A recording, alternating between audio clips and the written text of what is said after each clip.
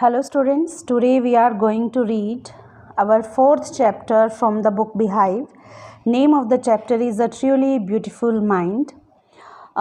This is a story of Einstein which shows him as a human being, a fairly ordinary person who had his likes, dislikes, his streaks of rebellion and his problems की इस chapter में हम Einstein के बारे में पढ़ेंगे who was a great scientist, जो एक महान साइंटिस्ट हुए हैं and who gave the theory of relativity के बारे में उन्होंने थ्योरी दी थी। आप अपने साइंस टीचर से बात कर सकते हो कि रिलेटिविटी थ्योरी क्या है आइंस्टाइन की। एंड ये जो चैप्टर है, ये स्टोरी जो आपके पास है, वो आइंस्टाइन को as a fairly ordinary person की तरह, एक ह्यूमन बीइंग की तरह डिस्क्राइब करती है, जिसकी अपनी लाइक्स हैं, डिसलाइक्स हैं, अपना रिबेलियन टाइप ऑफ नेचर है, जिसका अपनी लाइफ की प्रॉब्लम्स है। तो नॉर्मल लाइफ से रिलेटेड उनकी चैप्टर है। वो एक साइंटिस्ट कैसे बने ऐसा नहीं है। And students, there is one more task for you. What do you think about how a great person was perceived before being recognised as great? कि जो महान लोग होते हैं, वो महान बनने से पहले लोग उनको किस तरह से रिकॉग्नाइज करते हैं। It's not as though great people are born with a special sign that allows us to recognize them instantly, कि ऐसा नहीं है कि भाई जो ग्रेट पीपल होते हैं, महान लोग होते हैं, वो कुछ स्पेशल साइन सिंबल्स लेकर पैदा होते हैं कि भाई हाँ ये महान होंगे। नो, ऐसा नहीं होता। So how there is one more task for you here in your textbook. Who do you think of when you hear the word genius? So you have to define the word genius and who is a genius, what qualities do you think a genius has? तो एक genius जो people होते हैं उनकी क्या definition होती है, कौन सी qualities उनमें होती है, you have to find it out and you have to write it down in your notebooks. And now we shall read about a young German civil servant who took the world by storm. Took the world by storm here means he quickly became successful. About 100 years ago, तो 100 साल पहले की, अब तो 100 साल से भी ज़्यादा हो चुके हैं जब ये चैप्टर पब्लिश हुआ था, जब ये स्टोरी पब्लिश हुई थी। At that time 100 year period हो चुका था। In the summer of 1905 the 26-year-old published in quick succession 4 ground breaking papers about light, the motion of particles, the electrodynamics of moving bodies and energy. तो एक 26-year-old young man ने 1905 में एक paper में जो था वो लाइट के बारे में, मोशन के पार्टिकल्स के बारे में, जो हमारी बॉडीज़ मूव करती है उसके इलेक्ट्रोडायनेमिक्स के बारे में, एनर्जी के बारे में एक न्यूज़पेपर में कुछ उनका प्रिंट हुआ था, पब्लिश हुआ था, जो कि ग्राउंड ब्रेकिंग था। काफ़ी फेमस हुआ वो उनकी जो थ्योरी उन्होंने दी थी।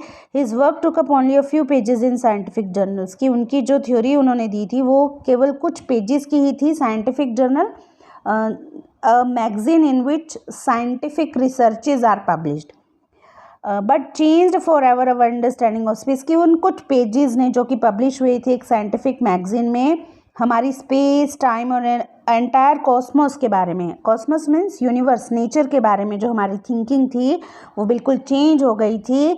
और उसी थ्योरी की वजह से उनका जो नेम था आइंस्टाइन, वो सिनोनिम बन गया फॉर जीनियस, कि वो आइंस्टाइन को हम एक जीनियस साइंटिस्ट के तौर पर जान पाए। 50 years after his death Albert Einstein's genius still reigns, कि अभी भी एग्जिस्ट करता है, उनका जो ब्रिलियंस है, उनकी जो इंटेलेक्चुअल कैपेबिलिटी है वो अभी भी एग्जिस्ट करती है। He was a mastermind. So now come to the test.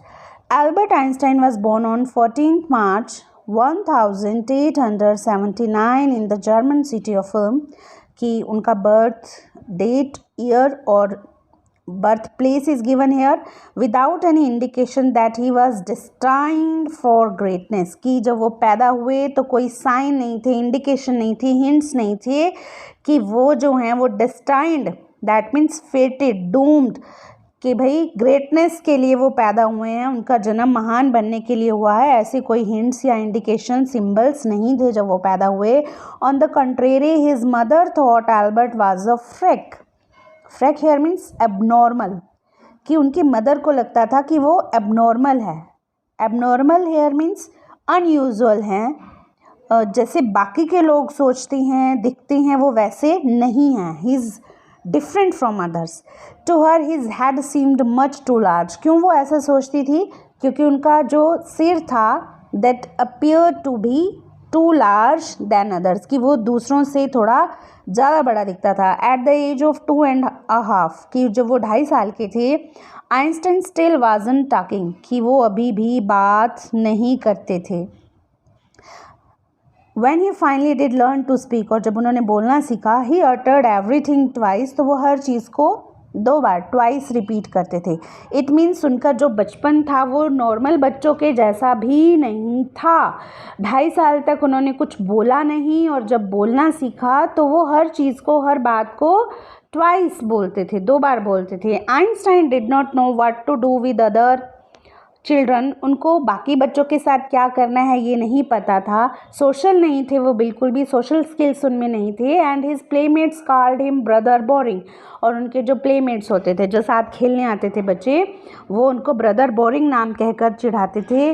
So the youngster played himself, तो इसीलिए during his childhood he used to play himself, वो अकेले ही खेलते थे।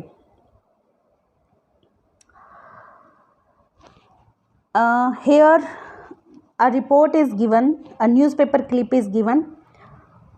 Otto Neugebauer, the historian of ancient mathematics, told a story about the boy Einstein. तो ये जो character है, हिस्टोरियन है, ये एंशियंट मैथमेटिक्स हैं, वो एक कहानी आइंस्टीन के बारे में बताते हैं। That he characterises as a legend, कि जो उनको आइंस्टाइन को as a legend, for legend here means widely known person बनाती है, एक सेलिब्रिटी बनाती है। But that seems fairly authentic, और वो बिल्कुल रियल है, ट्रू स्टोरी है। As he was a late talker, अब ये तो पता है कि भाई वो बहुत देर में बोलना सीखे थे। His parents were worried. At last at the supper table one night he broke his silence to say, कि वो बोलते नहीं थे, देर में बोलना सीखे थे, फिर हर चीज़ को 2 बार रिपीट करते थे वो जब भी बोलते थे। तो एक बार, supper means here dinner, at last at the supper table, dining table पर एक रात को, he broke his silence to say, कि वो बोले, क्या बोले? The soup is too hot, कि सूप गर्म है। Greatly relieved his parents asked why he had never said a word before, तो बहुत रिलीव, कंफर्ट महसूस किया पेरेंट्स ने, और पूछा कि अभी तक उन्होंने एक भी वर्ड क्यों नहीं बोला था, इससे पहले तक, कि अभी तक कुछ भी नहीं बोलता था, और अचानक से बोला the soup is too hot, पूरा सेंटेंस बोल दिया।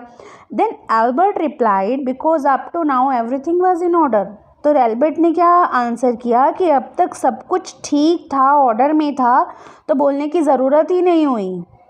He was such a genius person, कि बचपन में ही उन्हें पता था कि जब ज़रूरत है तभी बोलो, not every time. Now come back to the text. So the youngster played by himself. Come to next page. Much of the time, कि ज़्यादातर time Einstein during his childhood played himself. He especially loved mechanical toys. उनको जो specially कौन से toys अच्छे लगते थे? Mechanical toys. Looking at his new born sister Maja, he is said to have said fine but where are her wheels, कि जब उन्होंने न्यू बॉर्न सिस्टर को देखा तो उन्होंने कहा कि भाई ठीक है, लेकिन इसके व्हील्स कहाँ हैं? For him the new born baby appear to be a mechanical toys. He was so interested, keen interested in mechanical toys, कि जो मैकेनिकल टॉयज़ होते हैं जिनको खोल के, स्पेशली बॉयज़ की हैबिट होती है कि वो टॉयज़ को खोल के चेक करते हैं कि कैसे वो मूव करते हैं, किस तरह फंक्शनिंग हो रही है, क्या हो रहा है। तो उसी तरह आइंस्टाइन भी तो जो थे बचपन में मैकेनिकल टॉयज़ उनको पसंद आए थे, और जब उनकी सिस्टर का बर्थ हुआ तो उन्होंने सिस्टर को देखा तो कहते हैं कि भाई उसके व्हील्स कहाँ हैं। A headmaster once told his father that what Einstein chose as a profession wouldn't matter. तो जब वो स्कूल में थे, now here school life is being described in these paragraphs, कि उनके जो हेडमास्टर थे उन्होंने एक बार उनके फादर को बताया था कि Einstein choose as a profession wouldn't matter, कि आइंस्टाइन क्या प्रोफेशन चूज़ करेगा उसका कोई फ़र्क नहीं पड़ता। Why? Because he will never make a success at anything, कि वो कभी भी किसी भी चीज़ में सक्सेसफुल नहीं होंगे। उनके हेडमास्टर, उनके स्कूल टीचर्स के रिमार्क्स जो हैं उनके लिए वो नेगेटिव हैं कि वो कभी भी लाइफ में सक्सेसफुल नहीं हो पाएंगे। लेकिन आज हम उन्हें as a genius, as a great scientist, as a mastermind जानते हैं। Einstein began learning to play the violin at the age of 6. So at the age of 6 he started playing violin because his mother wanted him to. Why? क्योंकि mother चाहती थी कि वो सीखें. He later became a gifted amateur violinist. Amateur here means non-professional. Violinist बने, maintaining this skill throughout his life. और 6 year में उन्होंने सीखा और फिर एक गॉड गिफ्टेड वायलिनिस्ट वो बने, नॉन प्रोफेशनल। उन्होंने एज अ प्रोफेशनल वायलिन को नहीं चूज़ किया और पूरी लाइफ उन्होंने वायलिन को प्ले करते रहे वो अपने लिए। But Albert Einstein was not a bad people, इतने भी वो बुरे स्टूडेंट नहीं थे। He went to high school in Munich, Italy में है Munich, where Einstein's family had moved when he was 15 months old and scored good marks in almost every subject. तो जब वो 15 months ओल्ड थे तब फैमिली जो थी वहाँ शिफ्ट कर गई थी और हर सब्जेक्ट में गुड मार्क्स स्कोर किए थे आइंस्टाइन ने वहाँ पर। Einstein hated the schools regimentation. तो फिर दिक्कत कहाँ थी? दिक्कत थी कि जो आइंस्टाइन थे उनको जो रेजिमेंटेशन थी, जो स्ट्रिक्टनेस थी, जो डिसिप्लिन था वो उनको पसंद नहीं था। And often clashed with his teachers, तो हमेशा जो थे उनके क्लैश हेयर मीन्स कन्फ्रंट करते थे वो टीचर्स को, कि हमेशा उनके डिस्प्यूट्स आर्ग्यूमेंट्स हो जाते थे टीचर्स के साथ। At the age of 15 Einstein felt so stifled here means suffocated, कि उनको घुटन महसूस होने लगी थी there that he left the school for good, तो उन्होंने वो स्कूल छोड़ दिया। The previous year, Albert's parents had moved to Milan and left their son with relatives. तो उससे पिछले साल ही when he was of 14, Albert के पेरेंट्स जो थे वो मिलान आ गए थे और रिलेटिव के पास अपने बेटे को छोड़ाए थे। After prolonged discussion, prolonged here means extended for a long period of time, long awaited, की बहुत लंबी डिस्कशंस के बाद Einstein got his wish to continue his education in German speaking Switzerland in a city which was more liberal than Munich, कि Munich से ज़्यादा जो liberal था, जहाँ पर लिबरल हेयर मीन्स कि जहाँ पर दूसरों के ओपिनियन को भी अंडरस्टैंड किया जाता था, ऐसी सिटी थी वहाँ पर। तो वहाँ पर वो आगे की अपनी एजुकेशन कंटिन्यू करने के लिए चले जाते हैं। Einstein was highly gifted in mathematics and interested in physics, तो उनका ग्रेट इंटरेस्ट था वो मैथमेटिक्स में और फिज़िक्स में था। And after finishing school he decided to study at a university in Zurich, तो फिर स्कूलिंग पूरी करने के बाद उन्होंने ज्यूरिख यूनिवर्सिटी में स्टडी करने का डिसाइड किया।